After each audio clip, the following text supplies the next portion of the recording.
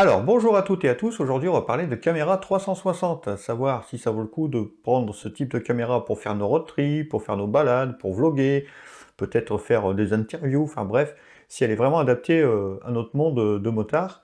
Et puis on verra aussi comment on va éditer nos films avec, comment on peut filmer avec ce type de caméra. Moi j'ai repéré deux manières, et puis peut-être un ou deux bonus, et puis une petite surprise à la fin, donc restez bien jusqu'à la fin. Alors, je vous commence par la présentation de cette caméra, c'est l'Insta360 One R, elle est sortie en janvier de cette année, et puis j'ai pris mon temps, j'ai bien analysé, puis je me suis dit, tiens, on va tenter la chose, parce que ça a l'air pas mal cette caméra. Alors, elle se compose de quoi? Vous pouvez l'acheter de différentes manières, soit avec juste le module 360, soit en une édition avec le modèle 4K, ou avec ici le capteur 1 pouce dont je reviendrai un peu plus tard. Elle est fournie avec un cache-objectif, très important, malgré que la verre soit traitée anti-rayures et durcie. Donc autant toujours mettre ce petit système, c'est facile à mettre, vous voyez, tac, il est mis, ça tient bien, il n'y a aucun souci, ça protège bien l'objectif. Au prix où on paye ces trucs, merde, faut faire attention, pas faire l'enfant gâté. Et puis elle est livrée avec cette cage, pour la mettre à l'intérieur, et aussi le cordon habituel USB-C pour recharger la caméra ou pour transférer ses fichiers. Donc, vous allez voir, c'est une, moi je l'appelle comme ça, c'est une Lego caméra, puisqu'elle est modulable dans tous les sens. On n'avait jamais vu ça avant, et c'est génial, parce que je peux commencer à filmer en 360 degrés, et puis dire, bon allez, je vais changer. Alors pour ça, je retire la batterie. Alors celle-là, c'est la batterie d'origine, elle fait à peu près, on peut filmer avec environ une heure en 4K ou en 360 degrés.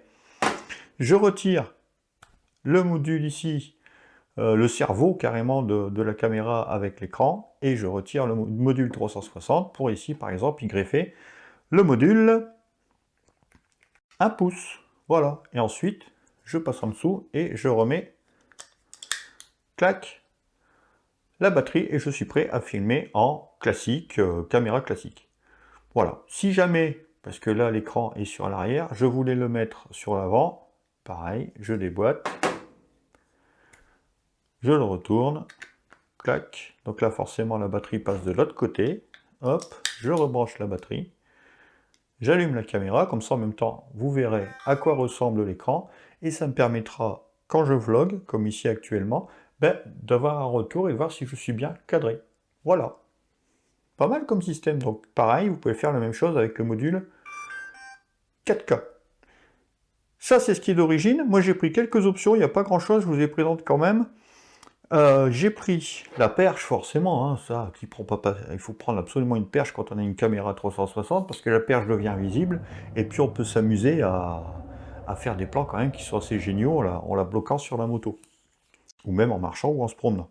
N'oubliez pas quand vous l'achetez de prendre cette attache, hein, parce que la cage d'origine, ici, c'est compatible accessoires GoPro, DJI, donc ça, il n'y a aucun souci, sinon vous ne pourrez pas la monter. Voilà pour la tâche. Qu'est-ce que j'ai pris d'autre d'intéressant? Cette batterie. Alors cette batterie, elle est bien parce que j'ai oublié de parler d'un truc très important. Et ouais, parce que cette caméra, il faut la mettre pour qu'elle soit étanche à l'intérieur de la cage. Ok, elle sera étanche à 5 mètres, donc s'il y a une pluie, pas de souci particulier, ça sera étanche. Si le soir au bivouac on plonge à la piscine, elle sera étanche, mais il faut qu'elle soit toujours dans cette cage. Ok, sinon, moi j'utilise une autre batterie qui est pas mal parce qu'on n'a pas besoin de la cage. Voilà, c'est celle-ci. Alors celle-là, oula, petite défaillance dans le système, non c'est bon. Celle-là, elle double la capacité, c'est-à-dire qu'on peut filmer à peu près 2 heures à 2 heures et demie, soit en 360 ou en 4K. Et elle a les petites pattes intégrées, ici, voilà, qui permet de l'attacher facilement sur quoi que ce soit. Comme accessoire, GoPro, DJI et ainsi de suite. Donc c'est vraiment compatible avec tout. Dernière chose, enfin avant-dernière chose, la cage. La cage va avec ce type de batterie. Il existe aussi une cage qui va avec ce type de batterie, elle est en aluminium, et elle permettra de y brancher ces accessoires colchos ici. Par exemple, je remettrai ma lampe, et puis ici, mon micro pour pouvoir continuer à vlogger avec cette caméra.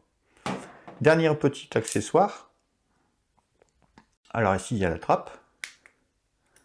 Donc avec la prise USB-C et puis l'emplacement pour la micro SD. Donc dernier accessoire, c'est le petit adaptateur micro, 12 €, donc c'est vraiment pas cher. Voilà, et là je suis prêt à avoir une caméra auquel je peux brancher mon micro sans souci. Alors, cette caméra, il y a deux manières de s'en servir. Filmer en 360, on peut soit créer un fichier simplement en 360 degrés, l'importer sur YouTube, et puis comme vous le voyez, eh ben, ce sera le spectateur qui s'amusera avec la petite boule qui est en haut à gauche, aller chercher la droite, la gauche, le haut, le bas. Donc c'est une technique.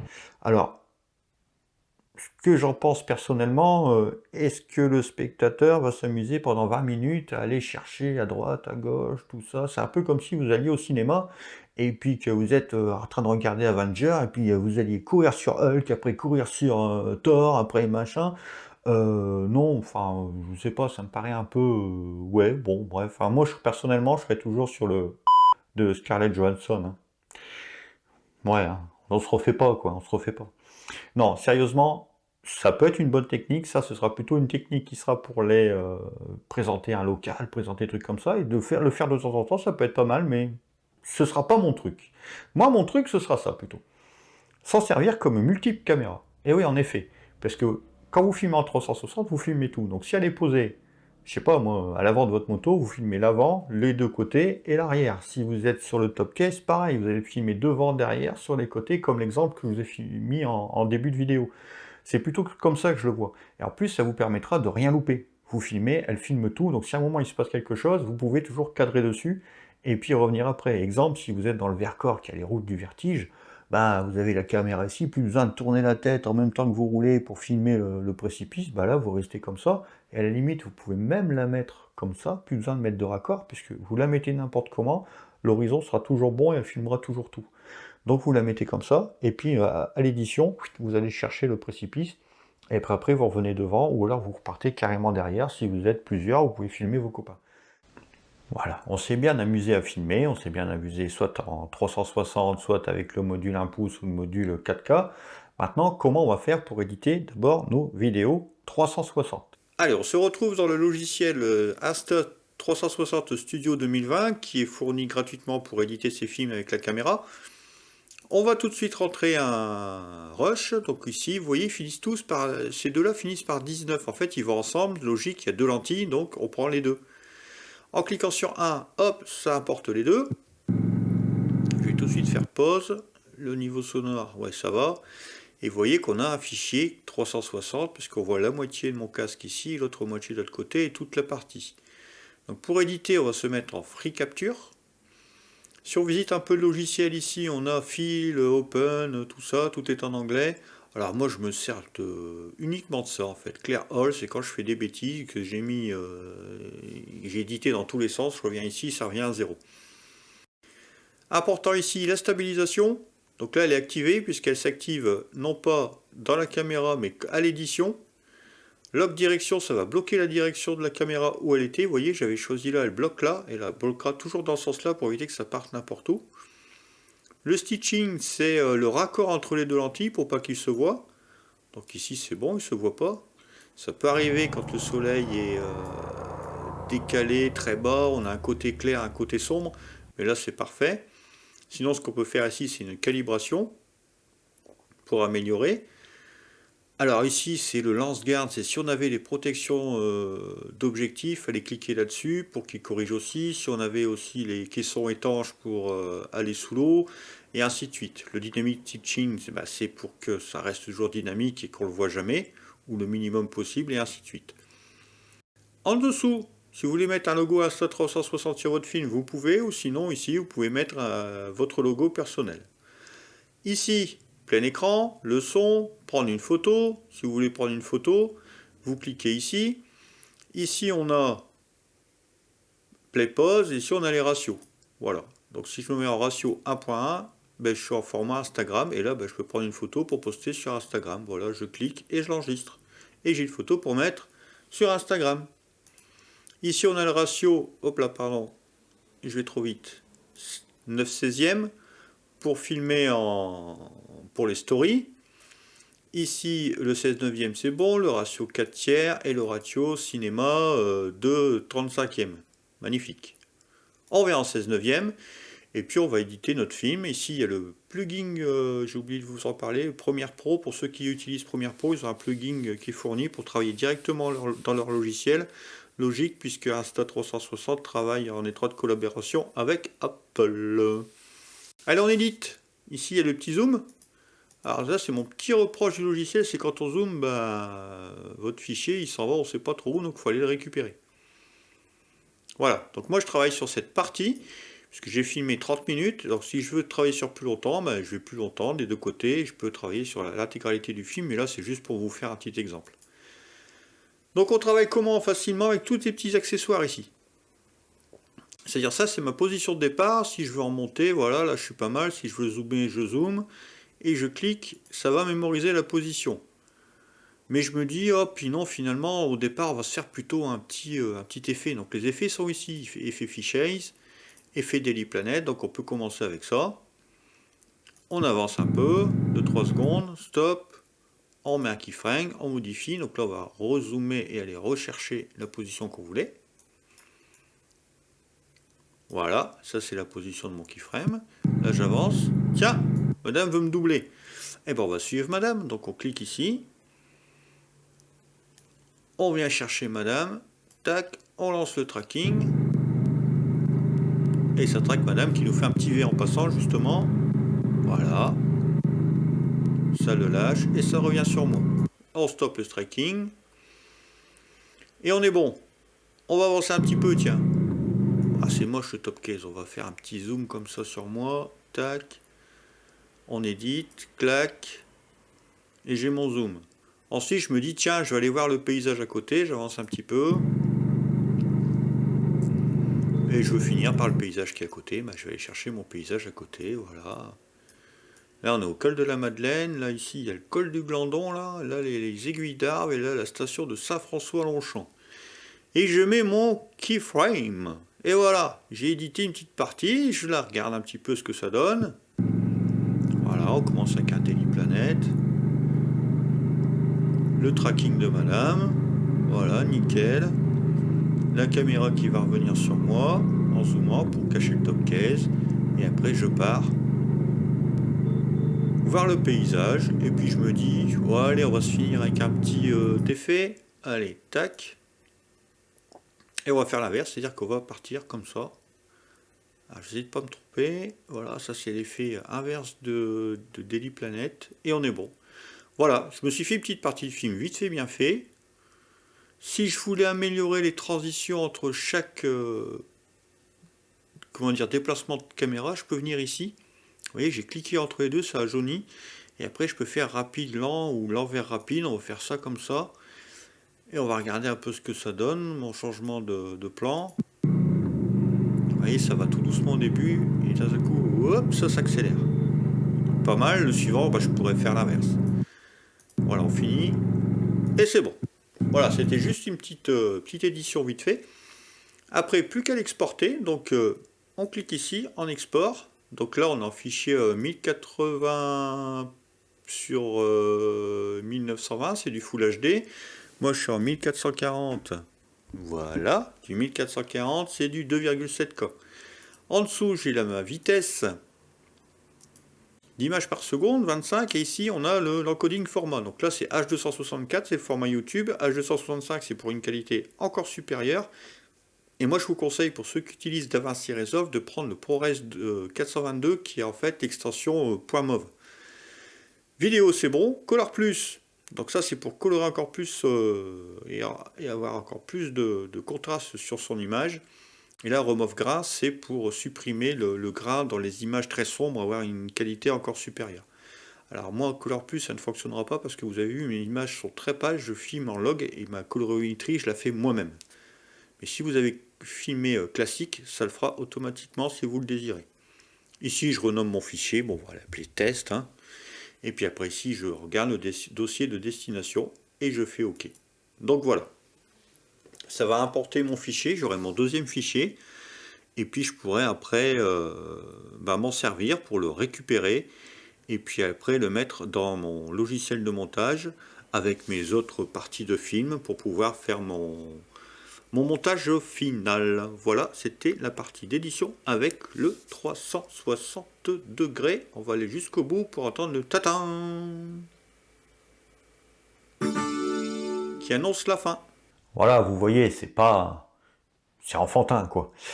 Allez, deuxième partie, j'ai dit que je vous en parlerai, c'est le module 1 pouce. Alors là, sincèrement, la première fois que je suis revenu, que j'ai filmé avec ce module, et que je l'ai mis sur le PC, j'ai fait « Ah ouais, quand même !»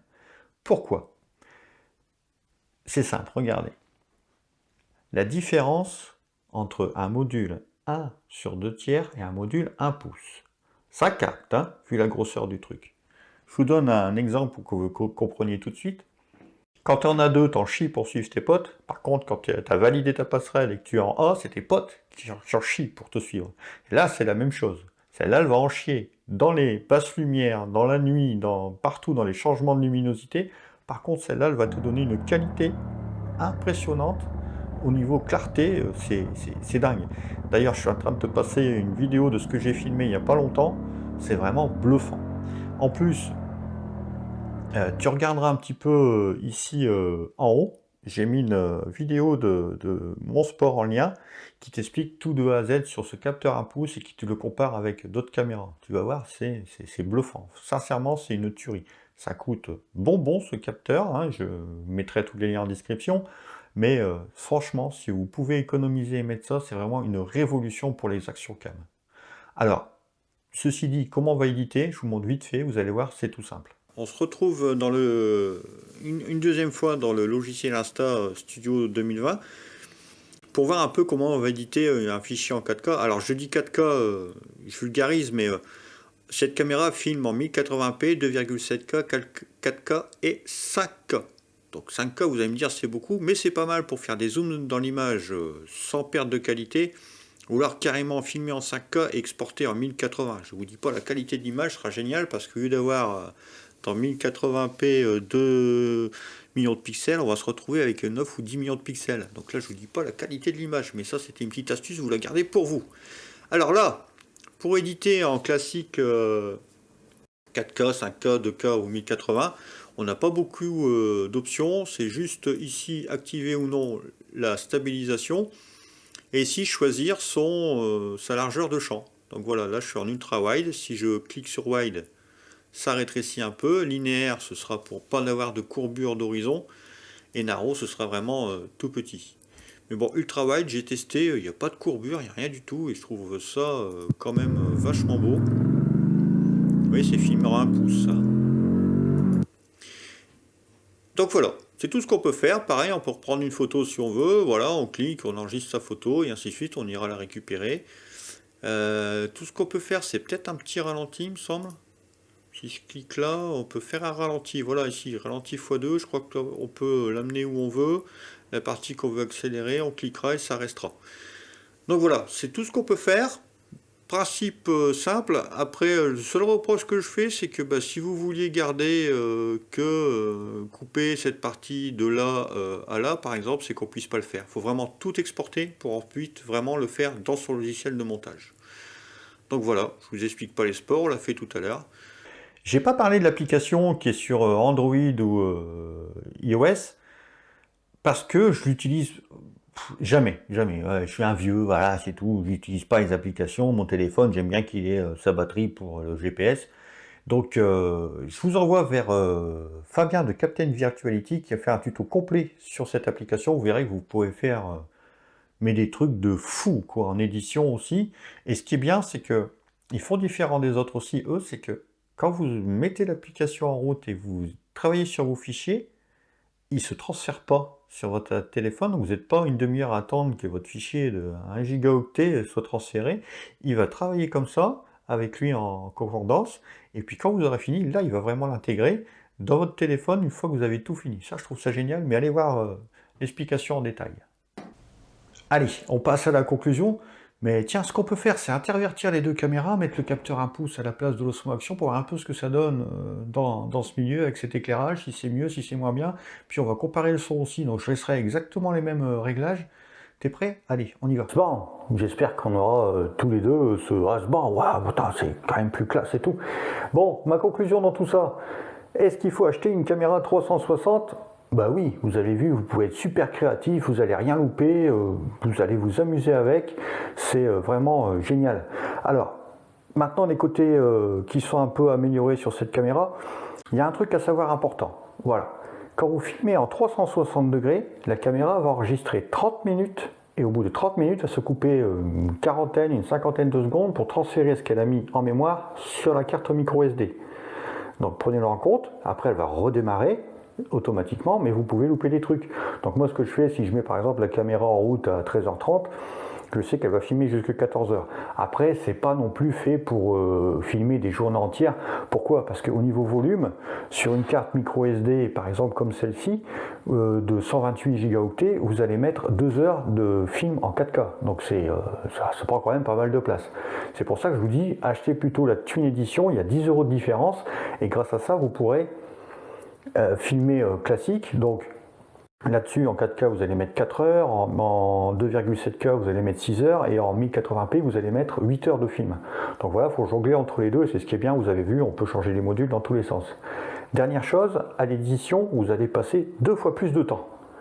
Oui, parce qu'il va falloir l'éditer dans le logiciel Insta Studio, et ensuite dans le logiciel que vous avez à vous, pour faire sortir votre film définitif.